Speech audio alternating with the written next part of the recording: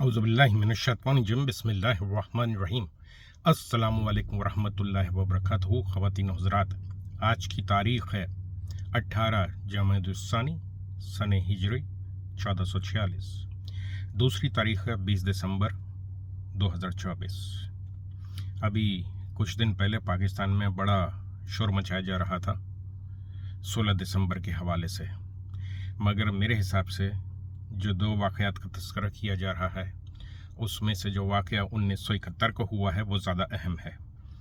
और जो ये एक स्कूल था या मदरसा, स्कूल का उर्दू तर्जुमा मदरसा है, जिसको ये पाकिस्तान के शैतान जर्नल चलाते हैं पेशावर में, उसमें कुछ दहशतगर्दी हुई थी। मुमकिन है इन्होंने खुद कराई हो, वो ज़्यादा अहम नहीं है और मैं आपको वजह बताऊँगा क्योंकि चलें बात शुरू करते हैं सबसे पहले जलियांवाला बाग से।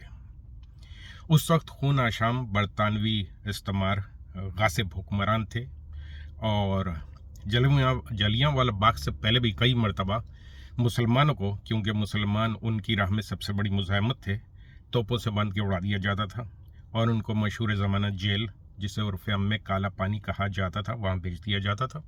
बेसिकली यहाँ नाम है जज़ायर अंडमान का, ये बर्मा का हिस्सा है और काला पानी इसलिए इसको कहते थे कि ये इतनी गहराई है वहाँ पे कि पानी काला नज़र आता है। अगरचे कि पानी काला नहीं है, मगर इतनी गहराई होने के नतीजे में ऐसा लगता है कि काला पानी है, तो काला पानी भेज दिया जाता था। मगर अब हम आ जाते हैं मरकज़ी मुद्दे की तरफ, क्योंकि अंग्रेज़ इस्तेमार ने आज तक कभी भी माफ़ी नहीं मांगी है उन जंगी जुराइम पे जो कि उन्होंने हिंदुस्तान में, भारत में, इंडिया में किए हैं या दुनिया के और दूसरे मुल्कों में जहाँ उन्होंने क़ासिबाना क़स्बा किया। मगर हमारा आज का मौजू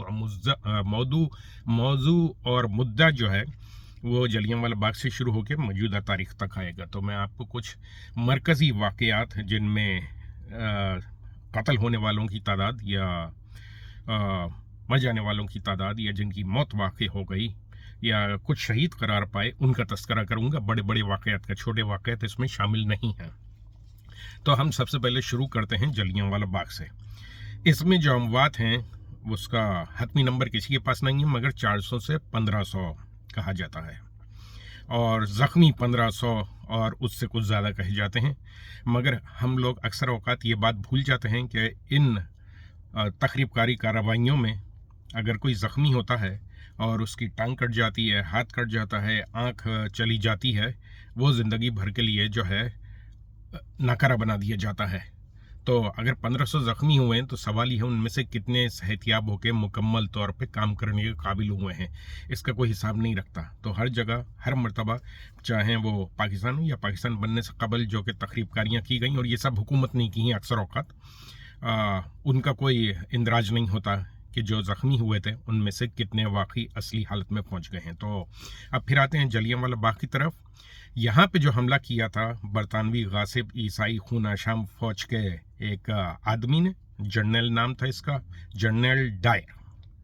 इसके साथ सिर्फ ये हुआ कि इसको फ़ौज से चलता कर दिया गया, मगर और कोई कार्रवाई नहीं की गई, मगर इसको फ़ौज में दोबारा नौकरी नहीं दी गई बस। मगर काबिल ज़िक्र बात यह है कि जलियांवाला बाग में हमला करने में जिस फ़ौज ने इसका साथ दिया उसमें दो सबसे अहम गिरोह थे। एक थी सिख रेजिमेंट। अब सिख कहाँ से आते हैं? पंजाब से। जलियांवाला बाग कहाँ है? पंजाब में। दूसरी थी गुरखा रेजिमेंट। ये गुरखा कौन है? ये नेपाली हैं और ये भी, इन्होंने भी ज़िद बांधी हुई है कि हुकूमत बरतानिया को उस वक्त ये साबित करके देंगे कि इनसे ज़्यादा बहादुर, जरी और कोई नहीं है, पहाड़ों में रहने वाले थे। तो इन्होंने भी खूब जनाबवाला जो है जलियांवाला बाग में फायरिंग में हिस्सा लिया। इस दौरान ऐसा कोई वाक़या नहीं मिलता कि सिख रेजिमेंट या गुरखा रेजिमेंट में से किसी ने भी हुकूमतुल्ली की हो। और एक और काबिल ज़िक्र बात यह है कि ये सब मरदूद उस वक्त तक गोलियां चलाते रहे और तख़रीबकारी करते रहे जब तक कि इनके पास तकरीबन गोलियां ख़त्म नहीं हो गई थी। तो ये जलियांवाला बाग है। दूसरी वजह इसकी यह है कि ये इतना बड़ा वाक़या इसलिए बन गया कि जलियांवाला बाग के आते आते तक जो ख़बर रसानी के ज़राए थे उनमें काफ़ी हद तक कमी हो गई थी। इससे पहले ख़बरें महीनों में, हफ्तों में पहुंचती थीं, अब ये होने लगा था कि 24 घंटे में, 48 घंटे में सारी दुनिया को पता चल जाता था। اس کے نتیجے میں بہت شور شرابہ ہوا، مگر برطانوی حکومت نے چاہے موجودہ ہو یا اس وقت کی یا کوئی ملکہ ہو یا کوئی اور شیطانی ہو، آج تک انہوں نے معافی مانگی ہے نہ ہرجانہ دیا ہے۔ اب ہم آ جاتے ہیں 1947، 14 اگست 1947۔ ہمیں صرف یہی بتایا جاتا ہے کہ قتل عام جو ہوا تھا وہ 14 اگست 1947 کو ہوا تھا، مگر ایسا نہیں ہے۔ اس سے قبل بھی پورے ہندوستان میں، خاص کر وہ علاقے جو پاکستانی سرحد کے نزدیک تھے اور بھارتی سرحد کے نزدیک تھے، وہاں پہ قتل عام کھلے عام ہوتا تھا، اور برطانوی غاصب حکومت کی جو سپاہی تھے یعنی کہ کالے نوکر، یہ وہاں موجود نہیں ہوا کرتے تھے، تبھی حملہ ہوا کرتا تھا اور بلوائی مارتے تھے، ان میں سے مرنے والوں کی اکثریت مسلمان تھی۔ تو لہٰذا 12 ملین مسلمس، اب ملین جو ہوتا ہے وہ 10 لاکھ کا ایک جو ہے ملین کہلاتا ہے، تو آپ اس سے اندازہ لگا لیں کہ صرف 1947 ہمیں یاد دلائی جاتی ہے، مگر جو ہے اس میں 12 ملین مسلمان جو ہے شہید ہوئے تھے، اور بہت سارے مجروح ہوئے تھے، اور بہت سارے زندگی بھر کے لیے ناکارہ ہو گئے تھے۔ مگر مسلمانوں کو تو بھولنے کی عادت ہے نا، ان کو تو اور یاد ہی نہیں ہے کہ کیا حشر ہوا تھا اور کیا قربانیاں دے کے پاکستان حاصل کیا گیا تھا، اور رہ گیا یہ معلوم سور میڈیا موجودہ دور کا۔ اس کو تو صرف دو تین شوق ہیں، جن میں سے ایک مرکزی شوق یہ ہے کہ عورتوں کے کپڑے اتارے جائیں، دوسرے تاریخ پاکستان کو مست کیا جائے، تیسرے حکومت کی چمچہ گیری کر کے اشتہارات لیے جائیں، اس سے زیادہ نہیں ہے۔ اور پاکستان قوم کو بھی چسکا ہے کہ اس کا بائیکاٹ نہیں کرتی، کیونکہ مزے لینے کا شوق تو پاکستانی قوم کو بھی ہے نا۔ مگر اس دوران ایک اور اہم بات یہ میں بتا دوں کہ جب پاکستان پہ یہ سب کچھ ہو رہا تھا اور پاکستان وجود میں آ رہا تھا، بے شمار مسلمان عورتیں، عزت مند عورتیں جو کبھی گھروں سے نہیں نکلی تھیں، سکھ حملہ آور اور ہندو حملہ آور اٹھا کر ان کو انڈیا میں لے گئے تھے، ان کو زبردستی سکھ اور ہندو بنا دیا۔ آج تک اس پہ پاکستان میں کوئی بات نہیں کرتا، اور کرے گا بھی کیوں؟ کیونکہ پاکستان کو جو حکومتی انتظامیہ ملی تھی وہ تو انگریزوں کے انگریزوں کے کالے نوکر تھے، ان میں سے اکثریت نے کچھ نہیں کیا۔ اور رہ گئی فوج، تو اس کے تو پہلے 2 سربراہ مسلمان نہیں تھے، تو وہ کیا تیر مار لیتے، اور جو بعد میں مسلمان سربراہ بنے وہ تو توہین تھی پاکستان کے فوج، اسلام کے نام پہ جو ملک بنا تھا اس کی فوج کے سربراہ کی، جس میں اسکندر مرزا مردود جیسے لوگ اور ایوب خان جیسے کرائے کے سور جو تھے وہ شامل تھے۔ اچھا، اب آ جاتے ہیں دوسرے اہم مسئلے پہ۔ یہ 1947 میں ہوا تھا، مگر 1947 میں پاکستان بنا تو ایک مشرقی پاکستان تھا، ایک مغربی پاکستان تھا، مگر مغربی پاکستان والوں کی جو حکومتی انتظامیہ تھی ان کو کبھی چین نہیں آیا تھا مشرقی پاکستان سے، وہ ان کو نیچا دیکھتے تھے، یہ ایک تاریخی حقیقت ہے، کوئی مانے یا نہ مانے۔ لہٰذا اس کا نتیجہ یہ ہوا کہ میں 1965 کا فی الحال تذکرہ نہیں کر رہا، میں سیدھا جا رہا ہوں 16 دسمبر 1971 کو۔ جو عام ذرائع ہیں ان سے یہ پتہ چلتا ہے کہ 3 لاکھ سے 3 کروڑ افراد جو ہیں ان کو قتل کیا گیا، 30 لاکھ بے گھر ہو گئے۔ اس وقت اقتدار میں کون تھا؟ پاکستانی فوج، اسلامی جمہوریہ پاکستان کی فوج، وہ ملک جو اسلام کے نام پہ وجود میں آیا تھا، انہوں نے ہی اپنا ایک بازو کاٹا، اور آج ہمیں یہ سبق پڑھایا جاتا ہے کہ اس وقت سیاسی لوگ اقتدار میں تھے۔ میں پاگل ہوں کیا؟ یہ پاکستانی قوم پاگل ہے؟ خیر، پاکستانی قوم میں تو پاگلوں کی اکثریت ہیں، ان کو ماننے کی ضرورت ہی نہیں ہے، اور نہ وہ یہ دیکھنا چاہتے ہیں اور سوچنا چاہتے ہیں کہ بنگلہ دیش میں کیا ہوا تھا اور بنگلہ دیش کس طریقے سے الگ ہوا۔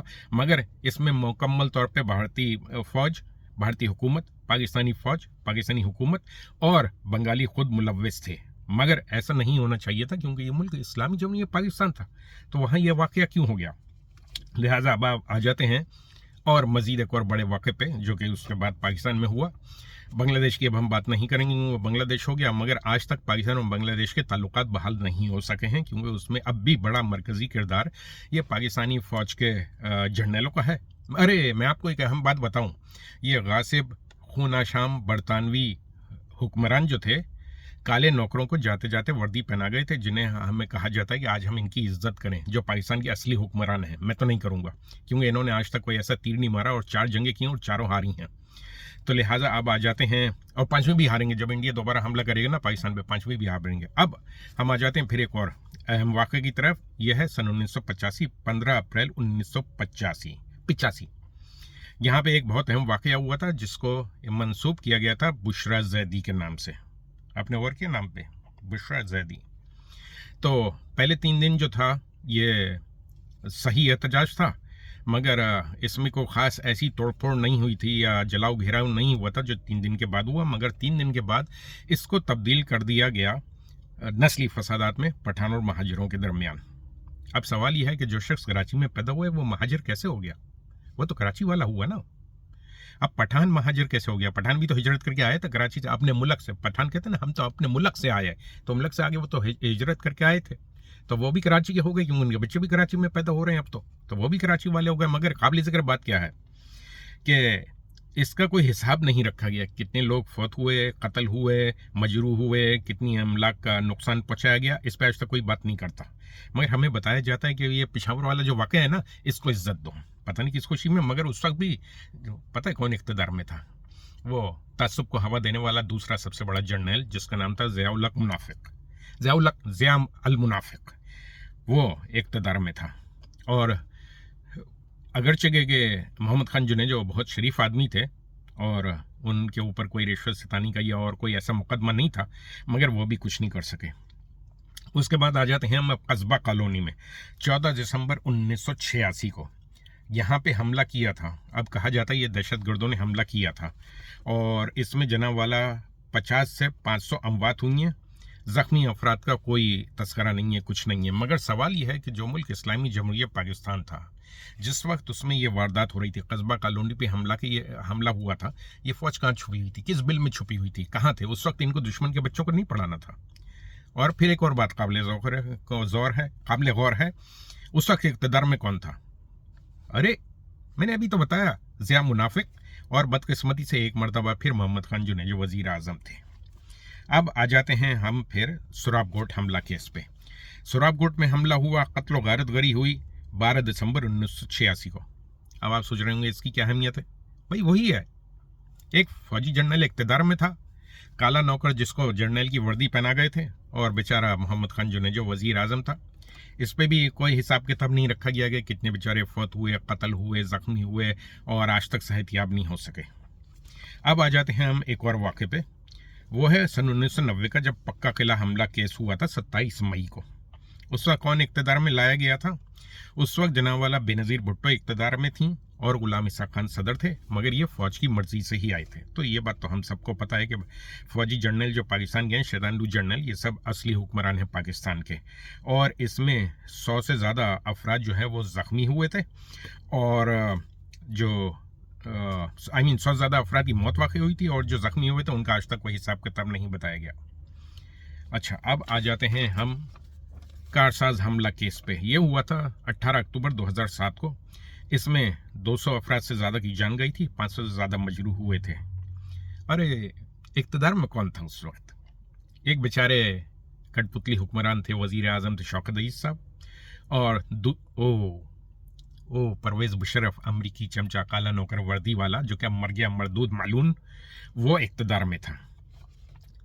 मगर दुश्मन के बच्चों को थोड़ी पढ़ाना है, ये दुश्मन थोड़ी थे, ये तो अपने थे, इनको थोड़ी पढ़ाने, दुश्मन के बच्चों को पढ़ाने ना। अब आ जाते हैं हम 27 दिसंबर 2007 को, जब बेनज़ीर को कत्ल किया गया था। और उस वक्त कौन था इक़्तिदार में? अरे बेचारे शौकत अजीज़ साहब कुछ नहीं कर सके, और ये परवेज़ मुशर्रफ, इसकी तो मर्ज़ी शामिल थी।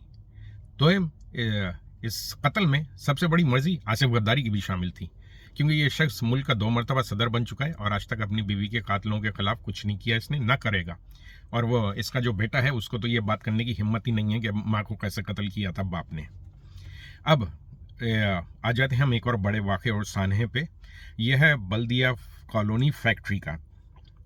ये पाकिस्तान की तारीख़ का वो वाक़या है कि जिसकी दुनिया में मिसालें बहुत कम हैं, और जब हुई हैं तब भी इन सब के ख़िलाफ़ कार्रवाई की गई है कुछ ना कुछ, मगर पाकिस्तान में कुछ नहीं किया गया। यहाँ पे 260 अफराद को एक फैक्ट्री में बंद करके ज़िंदा जला दिया गया था। अब मेरा सवाल यह है कि ये एपीएस ज़्यादा है में या बल्दिया कॉलोनी, जहाँ 260 अफराद जलाए गए थे? यहाँ 155 अफराद हलाक हुए थे, यहाँ 260 अफराद शहीद हुए थे। इनको कोई जिक्र क्यों नहीं करता, बात क्यों नहीं करता? आज तक इसका कोई मुजरिम, किसी को सज़ा नहीं मिली, किसी को नहीं पकड़ा गया, कुछ नहीं हुआ। यानी 260 अफराद को ज़िंदा जलाया गया, फायर ब्रिगेड को नहीं पहुंचने दिया गया, और हस्बे मामूल फ़ौज गायब थी। और क्यों ना होती? क्यों? उस वक्त सदर साहब कौन थे? आसिफ गद्दारी। और वज़ीर आज़म कौन थे? एक कठपुतली राजा परवेज़ अशरफ। लिहाजा इस पे भी आज तक कोई कार्रवाई नहीं। जब आप दुश्मन के बच्चों को पढ़ाएंगे تو اپنے دشمنوں کو کون پڑھاتا ہے؟ وہ تو دشمن کے بچوں کو پڑھانا ہے نا. یہ عجیب منطق ہے دشمن کے بچوں کو پڑھانا ہے.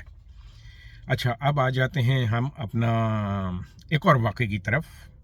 یہ ہے 16 دسمبر 2014 کو آرمی پشاور اسکول. تو اسکول کا جو ترجمہ ہے نا وہ مدرسہ ہوتا ہے, تو یہ آرمی کا مدرسہ تھا. یہاں پہ تقریب کاری ہوئی. میرا دعویٰ آج بھی یہ ہے کہ اس میں آرمی والے خود ملوث ہے, کیونکہ اس وقت بہت سارے واقعات ایسے ہو رہے تھے جس میں ضروری تھا کہ یہ سارا کیا جائے. اس دوران میں نے اس میں ایک اور میں دوبارہ واپس آتا ہوں, ایک واقعہ اور بھول گیا. 12 مئی 2007 کراچی میں ایک اور مرتبہ خون کی ہولی کھیلی گئی تھی. اس وقت کون تھا حکمران؟ آپ سمجھ ہی گئے ہوں گے, یہ پرویز مشرف مردود, جو کہ مر گیا مالون. یہاں پہ 58 افراد کی موت واقع ہوئی تھی اور زخمی ہونے والوں کا ریکارڈ آج تک کوئی نہیں رکھا گیا, اور جو املاک کو نقصان پہنچایا گا اس کا بھی نہیں ہوا. اور اسی طریقے سے بے نظیر قتل کے بعد جب پاکستان میں تخریب کاری ہو رہی تھی اور پاکستان جل رہا تھا, اس وقت بھی یہ فوج غائب تھی, کسی دشمن کے بچوں کو نہیں پڑھا رہی تھی. پتہ نہیں کون سے بلوں میں چھپی ہوئی تھی, کوئی پتہ نہیں تھا. مگر اسی فوج نے جو ہے, اسی مردود مشرف نے عزت مآب ڈاکٹر عافیہ صدیق کو تھالی میں رکھ کے امریکہ کے حوالے کیا تھا, اور آج تک یہ ملعون واپس لانے کو تیار نہیں ہے. اب ہم آ جاتے ہیں 16 دسمبر پہ واپس. اب سوال یہ ہے کہ جو میں نے اتنے سارے واقعات بتائے ہیں اس میں بے شمار لوگ قتل ہو گئے, شہید ہو گئے, مجروح ہو گئے, زندگی بھر کے لیے ناکارہ ہو گئے. کیا ان کی اہمیت ان 155 لوگوں سے کم ہے؟ یا وہ کیڑے مکوڑے تھے؟ یعنی کہ یہ 55 لوگ جو مرے ہیں اس میں ان کو سر پہ بٹھاؤں, مگر یہ جو باقی ہیں میں ان کو بھول جاؤں؟ نہیں, ایسا نہیں ہو سکتا. برابری کی بنیاد پہ ہوگا یہ سب. اگر 155 مرنے والے صرف اس لیے کہ وہ آرمی اسکول میں تھے وہ زیادہ اہم ہیں, تو میرے نزدیک یہ دوسرے بھی زیادہ اہم ہیں. اور ابھی تو رکیے ذرا, قتل و غارت گری کا سلسلہ رکا نہیں ہے. اب ہم آ جاتے ہیں ڈی چوک حملہ کیس. یہ کس نے کیا؟ کیا مجھے بتانے کی ضرورت ہے؟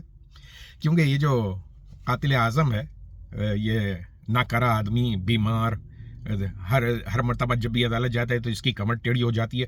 تو ٹیڑھی کمر والا کس قابل ہوتا ہے؟ تو آپ سمجھ گئے ہوں گے میں کس کی بات کر رہا ہوں, یہ ڈرامے باز. اور صدر کون ہے اس وقت؟ ارے وہی غداری جس نے پاکستان سے آج تک کوئی وفا نہیں کی ہے, نہ پاکستان کے لیے کچھ کیا ہے, مگر پاکستان کو لوٹ کے کھانے میں بہت تیز ہے. اور ہاں, ایک اور اہم بات, یہی آرمی جنرل جو یہ دوسرے کو بتا رہے ہیں نا کہ دشمن کے بچوں کو پڑھانا ہے, ان کی ناک کے نیچے ڈالر روزانہ پاکستان سے آج بھی نکل رہے ہیں, کشتیوں میں کنٹینرز میں بھر بھر کے جا رہے ہیں. مگر آرمی جنرلوں کو تو خواب خرگوش سے مست سے مزے سے فرصت ہی نہیں ہے. اس کے علاوہ یہ ہر چیز میں گھس جاتے ہیں, اس پہ علیحدہ تذکرہ ہوگا. مگر ڈی چوک حملہ کیس پہ آ جائیں. اس میں ابھی تک جو تصدیق ہو چکی ہے وہ 12 افراد کی موت ہے. زخمیوں کا کوئی اتا پتہ نہیں ہے, اور جو افراد غائب کر دیے گئے ہیں ان کا کوئی اتا پتہ نہیں ہے. مگر اب میں آتا ہوں پہلے واقعے پہ جو کہ جلیانوالہ باغ کا تھا, اور یہ واقعہ ان میں بڑی زبردست مماثلت ہے. کیا مماثلت ہے؟ جلیانوالہ باغ میں بھی داخلی دروازہ اور خارجی دروازہ ایک ہی تھا, اور جو دوسرے راستوں سے کوئی فرار ہو سکتا تھا نہتہ آدمی, وہ سارے راستے بند کر دیے گئے تھے فوجی گاڑیاں کھڑی کر کے. ٹھیک ہے, اب اس وقت بھی یہی مذاق اڑایا گیا تھا کہ دیکھو یہ لوگ بھاگ رہے ہیں. سوال یہ ہے, ایک آدمی چاہے آپ کتنے ہی بہادر کیوں نہ ہوں, آپ پہ 100 افراد اسلحہ لے کے آ گئے ہیں, آپ اکیلے ہیں, کوئی آپ پہ گولی چلائے گا, کوئی چاقو مارے گا, کوئی خنجر, کوئی تلوار, کوئی کلہاڑی, کوئی مارے گا. اب سپرمین ہے کیا جو آپ جا کے کھڑے ہو جائیں گے؟ یعنی نہتے آدمیوں پہ ہنس رہے ہیں یہ جاہل شیطان نما انسان, جلیانوالہ باغ میں بھی اور ڈی چوک پہ بھی. دیکھو کیسے بھاگ رہے تھے. اگر آپ کو برابر کا مقابلہ چاہیے نا, تو یہ جو لوگ بھاگ رہے تھے ان کے ہاتھ میں بندوق, تو پھر دیکھو مقابلہ کیسے ہوتا ہے. تو لہٰذا اس بات سے کیا ثابت ہوا کہ یہ جو لوگ ہنس رہے ہیں نا, یہ اصل سے ہنس رہے ہیں نا ان لوگوں پہ, نہتے لوگوں پہ جو اپنی جان بچانے کے لیے بھاگ رہے تھے, یہ اصل میں منہ سے پاد مار رہے ہیں. ان سب لوگوں کا بائیک آؤٹ ہونا چاہیے. اور فی الحال آج کے لیے اتنا ہی کافی ہے. مگر میں ایک بات اور بتا دوں, غزہ میں, فلسطین میں, سوڈان میں, لیبیا میں, برما میں, عراق میں, سیریا میں, جہاں پہ بھی مسلمانوں کو ناحق قتل کیا جا رہا ہے, شہید کیا جا رہا ہے, اس کے بچاؤ کا ایک بہت اچھا ذریعہ ہے. اور اس کے لیے میں صرف یہی کہوں گا, آج بھی وہ لوگ جو کہ کوک, پیپسی اور اسٹار بکس کے پیے بغیر نہیں رہ سکتے, ان سب کے ہاتھوں پہ ان مسلمانوں کا خون ہے. تو میرا سوال یہ ہے کہ اللہ تعالیٰ نے اگر قیامت کے دن آپ سے پوچھ لیا کہ آپ جو ہے کوک, پیپسی اور اسٹار بکس پیے بغیر زندہ رہ سکتے تھے, تو آپ نے کیوں پیا, تو اس کا کیا جواب دیں گے؟ क़यामत के दिन तो कोई बचाव नहीं होगा। तो मैं तो स्टारबक्स की कॉफ़ी नहीं पीता, मैं कोक और पेप्सी नहीं पीता, और जितना कर सकता हूँ मैं कर रहा हूँ। और ज़रा सा भी अगर मुझे शक हो जाए कि ये जो चीज़ जो मैं ख़रीद रहा हूँ इसमें चंद ज़र्रात भी जो हैं खून आशाम गासिब इसराइल के हैं, मैं वो चीज़ नहीं ख़रीदता, क्योंकि मेरी ज़िंदगी मुकम्मल है। अगर वो चीज़ नहीं मिलेगी मैं मर नहीं जाऊँगा, मेरी सेहत ख़राब नहीं होगी। अब मैं एक मर्तबा फिर कह रहा हूँ, जिन लोगों को अपने हाथ खून से रगने हैं वो खाते पीते रहें ये सारी चीज़ें, क्योंकि उनको तो फिक्र ही नहीं है ना, क्योंकि उनके हिसाब से तो कोई होना नहीं है। यही हाल पाकिस्तानी कौम का भी हो चुका है। ना इन्होंने बांग्लादेश से सबक सीखा, न तुर्की से सबक सीखा, न कोरिया से सबक सीखा। अब वक्त आ गया है कि अगर आपको बदलना है पाकिस्तान को, सिर्फ एक इमरान खान पे भरोसा ना करें, आप इमरान खान का दस्तो बाजू बने और साथ में निकलें, और ये जो शैतानडू और शैतान यूथिया मुजरिमान हैं इन सब का बाइकआउट करें। क्यों इनके साथ मिलके बैठ रहे हैं? और आखिरी बात, ये जो पीटीआई के बड़े बड़े शहज़ोर बनते हैं, ये टीवी पे आके क्यों बकवास कर रहे हैं? ये क्यों नहीं पूछते गोली क्यों चलाई? पूछो गोली क्यों चलाई? गोली क्यों चलाई? मेरे पास है इस बात का जवाब, क्योंकि अमरीकी आकाओं को दिखाना था कि हम काले नौकर वर्दी में कितने अच्छे लगते हैं। फिलहाल आज के लिए इतना ही काफ़ी, नहीं तो वीडियो काफ़ी लंबी हो जाएगी।